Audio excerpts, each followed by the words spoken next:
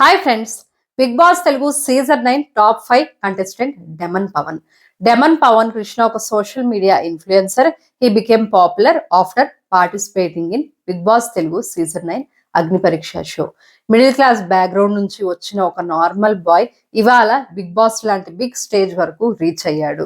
Demon Pawan తనకు west Godavari district Andhra Pradesh లో పుట్టారు. స్టార్టింగ్ లో పవన్ తన యూట్యూబ్ లో కంటెంట్ క్రియేషన్ స్టార్ట్ చేశారు. షార్ట్ వీడియో అండ్ రీల్స్ తో స్లోగా ఫాలోవర్స్ గెయిన్ చేశారు. తర్వాత యాక్టింగ్ ఇంట్రెస్ట్ ఉండి షార్ట్ ఫిలిమ్స్ లో యాక్ట్ చేశారు.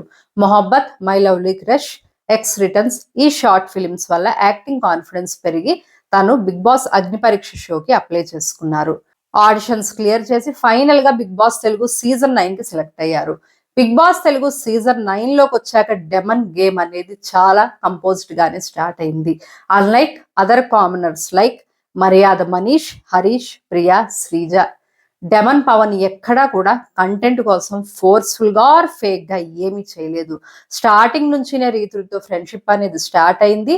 డెమన్ పవన్ కి సెకండ్ వీకే కెప్టెన్ అయ్యాడు, కానీ రీతు సపోర్ట్ వల్ల అయ్యాడని కెప్టెన్సీ అనేది క్యాన్సిల్ అయింది. బట్ మళ్ళీ టాస్క్ పెట్టాక డెమన్ విన్ అయ్యాడు.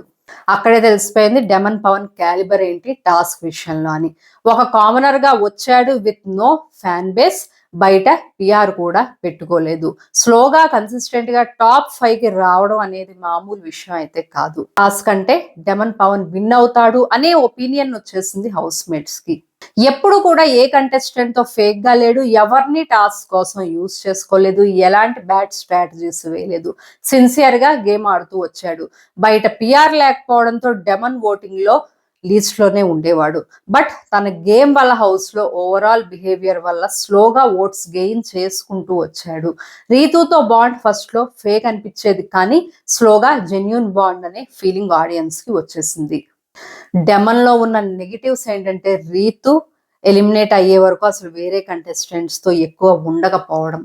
రీతుతో ఉన్నప్పుడు చాలా గొడవలు, ఏడుపులు, మళ్ళీ కలిసిపోవడాలు లైవ్ చూసే ఆడియన్స్ కి అయితే హెడేకే వచ్చేది. ఫైర్ స్టామ్స్ వచ్చాక వాళ్ళ దగ్గర ఇన్పుట్స్ తీసుకుని రీతుని వాళ్ళు బ్లేమ్ చేస్తుంటే ఎలాంటి స్టాండ్ తీసుకోకపోవడం కూడా ఒక నెగిటివే. రీతు ఎలిమినేట్ అయ్యాక డెమన్ లో ఫన్ యాంగిల్ కూడా చూసాం. తనూజాతో టామ్ అండ్ జెర్రీ ఫైట్స్ ఇవి ముందే ఉండుంటే డెమన్ కి ఇంకా ఎక్కువ ఓట్ బేస్ అయితే వచ్చి ఉండేది.